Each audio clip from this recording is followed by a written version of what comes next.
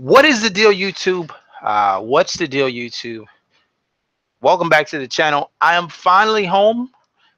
Just got off about 48 minutes ago. So I wanted to come on and fully explain my video from earlier. Um, I made a prediction in several Facebook groups, and I made it on Twitter, and I made it here on YouTube that we were a 2-14 football team with Jay Cutler as our quarterback. And I'm going to go over the schedule. I'll go over my complete reasoning, some of the things that I saw on tape and on film from Cutler, including his history, um, but most importantly, our schedule. At this point in time, I feel like every game that I had as a toss-up game is now in question. Every single one of the games that is a toss-up, every game that I felt like would come down to one or two possessions, I feel is in question. If the ball has to go down the field, we have one possession and we have that ball in Jay Cutler's hands, a pick six or an interception is highly probable with a quarterback that has the stats of a Jay Cutler. That's just how I feel. Now, I know a lot of people are me. Listen, I'm a homer to a degree. If you've been watching my channel, you know how I am. I'm a homer. I'm a guy. I love my team. There will never come a game where I will ever root against my team, but I am also completely realistic when it comes to certain things. There are certain things that I will look past, but they're mostly, you can say that I am very realistic. I'm a very realistic guy. I tell the truth from a football analyst point of view. As a homer, I will tell you some wild shit. I will tell you that we have a top two wide receiver core. We have I'll tell you, and you know what? That's not even wild because I do believe our receiver core is top 5 right now. I do. But when it comes to I don't understand this. These are the stats of Jay Cutler. This is what his numbers look like. Rookie season, 9 touchdowns, 5 interceptions. That's a rookie season. You can look past that. Second season, 20 touchdowns, 14 interceptions. Not a good touchdown interception ratio. Next season, 25 touchdowns, 18 picks. Another season where the touchdown interception ratio is not that good. Next season, 27 touchdowns, 26 interceptions. Again, not a great touchdown interception ratio. The next season, 23-16. Again, not a great touchdown interception ratio. 13-7, 19-14, 19-12, 28-18, 21-11 is right along the Tannehill lines. And then he finished last year with 4 touchdowns and 5 picks. How many seasons has he actually finished a full 16? He's had one season where he finished 11 games, one where he finished 5, one where he finished 10, and the rookie season he finished 5. Last season he only played in 5 games. He was preparing to be a fucking broadcaster. I really seriously doubt that Jay Cutler is going to come into Dolphins camp in football shape. I doubt it. Unless he had a fucking magical globe where he saw this Tannehill injury happening, I guarantee you Jay Cutler right now is not in fucking football shape. And even if he is in football shape, these are the plays that make me cringe. These are the plays that I sit back and I go, what the fuck is going on? What are we doing? Why? Why? What are we doing as a team? When you see shit like this from a professional quarterback, man, this play, under pressure, runs, throws the ball up to who? Who? Tell me. Look at the plays. This is the type of stupid shit that this man does. Who the fuck is he throwing the ball to? Explain that to me. Who he throwing the ball to? Nobody. There's not a fucking receiver anywhere. Any fucking where. Nowhere. None. Under pressure, which, come on now, how many times has we as Dolphin fans sat around and complained about the fucking offensive line? And you're gonna put this motherfucker behind it? Really? Of all the receivers. God damn it, I would have rather us fucking roll Ryan Tannehill's injured ass out there in a wheelchair than this motherfucker. This is the guy you're gonna put behind the line? Him? Him? That guy? Is this a joke? Is this a joke? Are you serious? That guy. You're putting this man, this guy, that guy who throws the ball up for grabs, that guy who's constantly, consistently high on passes. That guy. This guy who has a season with 26 picks, 18 picks, 18 picks, 16 picks. So many fucking seasons where the touchdown interception ratio is abysmal. And you putting that guy behind this line into guy this team. Really. Now, I can admit now, I've been down on my quarterback. I've been down on my quarterback. But if you're a parent, you're supposed to be down on your kids. You want the best for them, right? Don't you? Because I know I do. I want to see them do their best, right? Am I right? I do. So as a fan, I wanted elite numbers from my quarterback. I wanted to see my quarterback grow as a quarterback every single year, continuous growth. Right? Really? This is the guy that you put behind this guy? Really? This is the guy we rolling with. All right. Now I want to go back through some of his Chicago years. Pardon me if I got a little bit emotional. So the Chicago Bears did have a little success with Jay Cutler at the quarterback position. This leads me to have just a little bit of optimism going into just a shred of it. Because even with Jay Cutler not playing great football, not being clutch, and there's another play I want to show you. There's a play that I found. The Bears were battling for the division. They were up against the Green Bay Packers. Jay Cutler had the ball down on the 15-yard line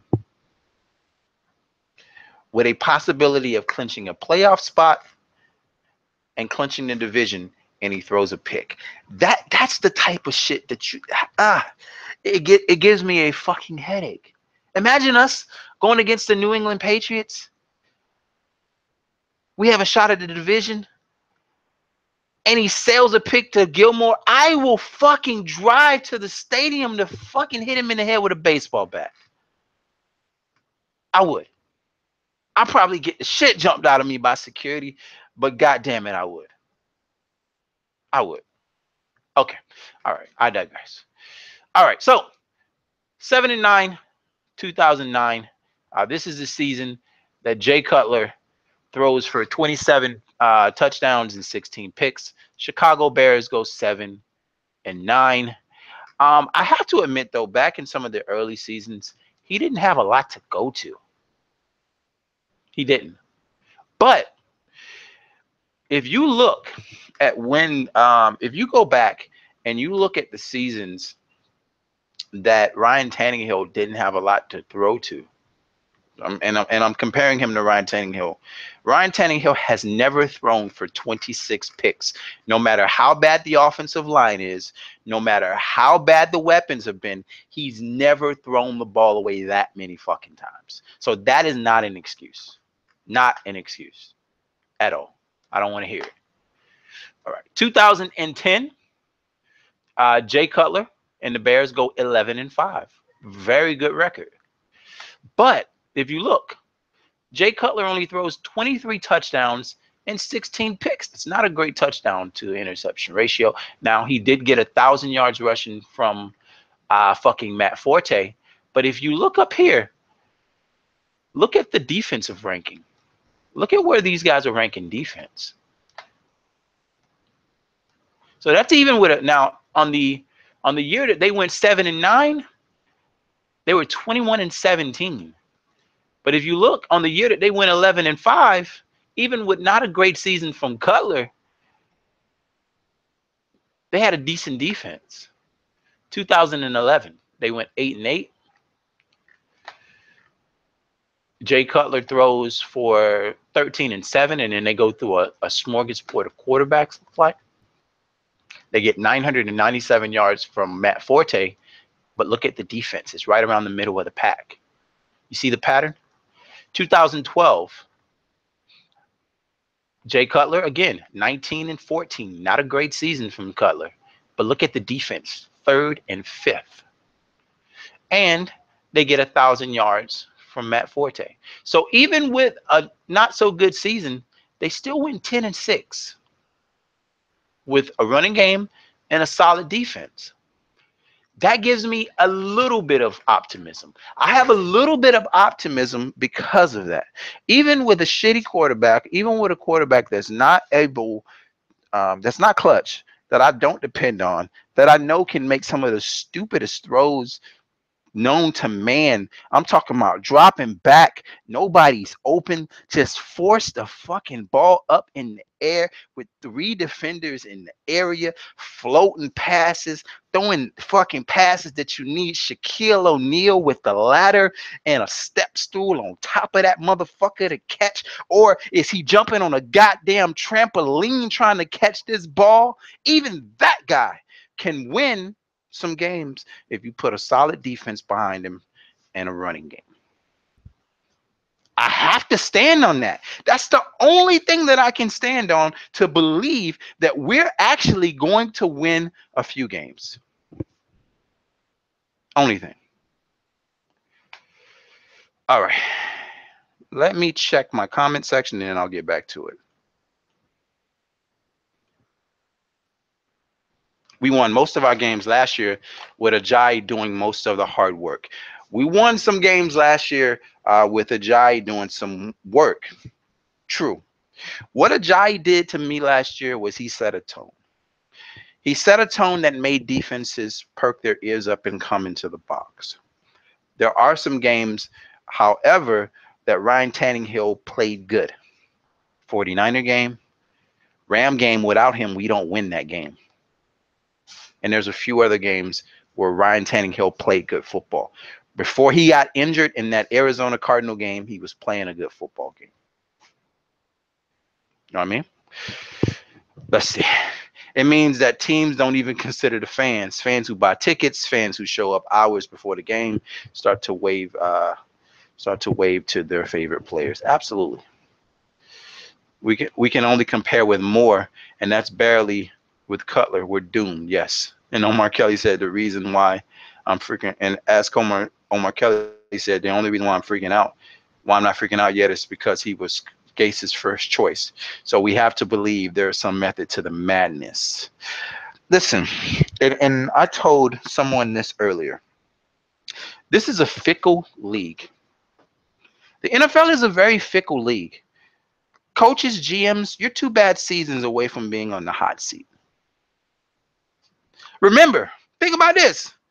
Remember when we first signed Philbin and everybody was happy? People were like, yes, we signed Philbin. He coached Aaron Rodgers, and then a few seasons later, everybody like, fuck that guy. Get that bum the fuck out of here. I hate him. And these guys are starting to make some stupid moves.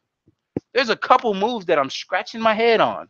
I'm scratching my head on the Branch deal, this deal. A lot of people were scratching their head on the Carew deal, where we traded those picks to go up and get Leonte Carew. There's some moves that are leaving people scratching their heads right now. Any organization will crumble under this crushing lose. Yes. Pay $10 million for this guy to come play. Stupid as fuck. Yes, I absolutely agree. Irrelevant in 2017. Why you in 2009? History, my brother. History. History. Why? Views and got two on this side. What? Okay, whatever. Why in the hell would I not look at the history of a player? So you sit down and you look at a player and you don't look at his history? No one happy. No one was happy with. Nobody was happy with Philbin. You serious? When we first got Philbin, nobody was happy. Don't give me that bullshit. We were freaking happy. We were happy. This was the guy that just came off of fucking coaching one of the best quarterbacks in football. Of course we were fucking happy. We thought we were getting a gem. I don't miss Tanny. I was always on this. I don't miss Tanny. I was always on his side, but he's taken way too fucking long to get good. Oh, he's developing, bro. Shit. Come on now. He's in his fifth to sixth season? True. True. Hey, think about this real quick. Joe Philbin at one point was 7-5. I don't remember. I think that was the 2014 season, if I'm not mistaken. 2014, he was 7-5. We needed 2 wins, and we would have been in the playoffs. If Joe Philbin wins those 2 games, he's still here. If he gets those 2 or 3 more wins that season, Joe Philbin would have still been here. He would have still been the Dolphins head coach. That's how fickle this league is. And probably if the Richie Incognito and that offensive lineman, I forgot that, Jonathan Martin, if that shit wouldn't have happened, he probably still would have been here. I have no idea. We thought he was the next big head coach. Yes, we did. And all it took was 2 bad seasons. And this one right here, I feel is going to be Gase's first. Think about this shit real quick. How many games last year did we win from 1 and 2 possessions? The 49er game. We were a few yards from you losing that game. The Cleveland Brown game. We were a couple field goals from losing that game. If the Rams had a decent quarterback, we could have lost that game. The Buffalo game, we could have lost that game. We were a few games from not even being in the playoffs, from having another negative record. And then we come back to this next season, which I think is going to be terrible. But as a fan, I have to have some hope. That's 2 bad seasons in a row. And he's made these moves right here. He's already on the hot seat. That's all it fucking takes. That's all it takes.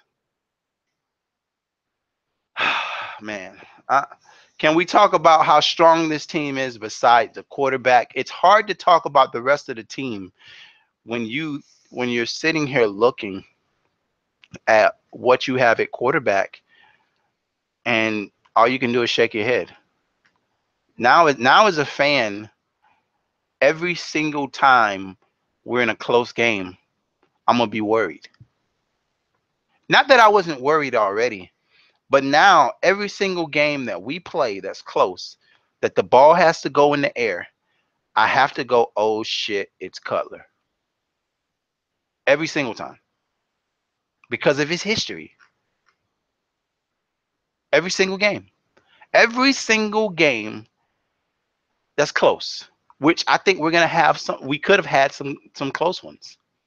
I think the Tampa Bay game is gonna be close. The New Orleans Saints game might be close. The Tennessee Titan game might be close. Baltimore, I think we're gonna get the shit beat out of us by Baltimore now. Baltimore always plays us tough. I think we're gonna get destroyed this year.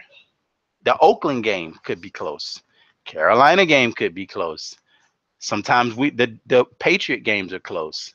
We got to go to Denver and play. Well, we got to play Denver with Aqib Talib and Harris and Roby, and we're going to have Cutler throwing at them dudes. And we got to play the Patriots again. That Buffalo game, Kansas City, Buffalo. Like, I'm depressed right now. I really am. The only hope that I have for this season is that Jay Ajayi runs for 2,000 yards. Jay Cutler throws the ball a record low amount of times. And we surge into a top 10 defense. That has to be the formula. That's the only, and we're not built for that. We're built to put the ball in the air. We have the receivers with Parker and Stills and Landry and Thomas and Carew and all of the. We got the receivers to air the ball out, and we have a quarterback that we got a quarterback that's throw not only throws picks, but this man throw dumb picks. I'm talking about stupid picks, picks that don't even make sense at all, 0 cents, none. So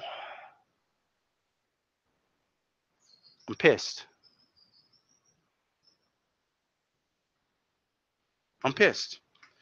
The only wins I could say for sure that we have on this schedule right now, as of right now, the only 2 wins that I can predict without seeing how the team looks is the Jets twice. That's it. I don't see any other and I don't see any other wins. Those are the only 2 wins I see. Is the Jets twice. Because they just as terrible as we are. At least at quarterback. If we had the Browns, then maybe the Browns, but we don't even play the Browns this year. I think that Tampa Bay game is gonna be a loss now. I had us winning that with Tannehill. I think it's gonna be a loss now. The Charger game might be close. Because the Chargers are missing a whole bunch of pieces. But at least they have a good quarterback. Saint game, we're gonna have to score some points versus the Saints. We got to put the ball in the air. You know the Saints are coming in. They bringing 28 points with them. That's just what Drew Brees does. So we're gonna have to throw. We're gonna have to put 28 points on the board and say, "Hey, Cutler, go out there and throw the ball 30 times." I'm cringing. A Falcon game. That's the only game I see. Those are the only 2 games I see us winning right now. As of right now, is the 2 Jet games. Now, as Dolphin fans, and let me say this: I wear 2 hats on this channel: the fanboy hat and the analyst hat. Right now, I have my analyst hat on. In a few minutes, I'm going to put my fanboy hat on and tell you that we're going to go 13-3. Just wait for it. What? She had this hat. Uh-huh. She got trash. That's not funny. She hold on. got Hold trash on. in the neighbor's yard. Hold on. The dog. Look, that's what I'm trying to tell you. Hold on.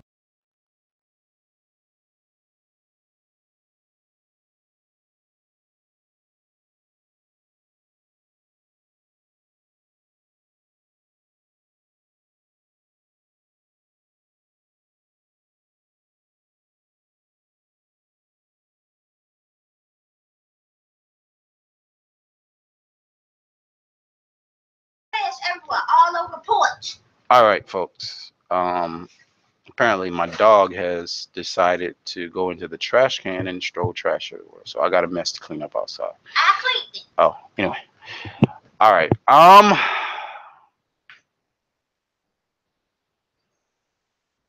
It's a somber moment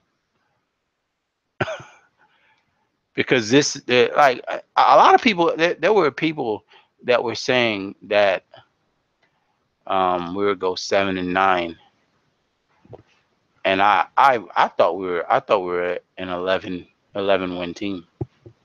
I had us winning 11 games with an emerging offense. I had Jay Ajayi running for over 1,100 yards. I had Ryan Tannehill dropping 35 and 14 with Kenny Stills and Devontae Parker leading the way. Jarvis Landry getting 90 catches. Thomas chipping in 7 to 8 touchdowns. And now I just don't see it. I can see 18 to 21 interceptions. Unless we're gonna come out and play ball control offense, pound teams, and the defense takes the lead. That's the most optimistic I can be right now. I hope I'm wrong.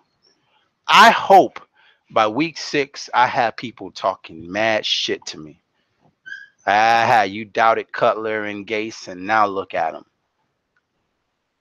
If we come out the gate 5-1, God damn it, by week 6, I will be the biggest Cutler fan there is on the face of the earth. I will get I will have a Jay Cutler jersey.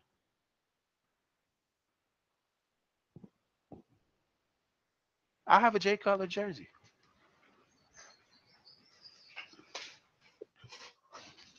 Or the other case would be for Ryan Tannehill to come back week 7. That would be it. That would be. But see, the thing is that I think he just needs to go ahead and get that surgery. He needs the surgery. Just go ahead and get the surgery, man. I hope he proves me wrong. I hope he comes out and has a great season, man. Right, bitch. Anyway, folks, I will talk to you guys next time. Make sure you subscribe to the channel. The handle, subscribe to the channel. Follow me on Twitter. My Twitter handle is @casuwell, @KASUWELL. Shut up. Oh man, I hope we have a great season.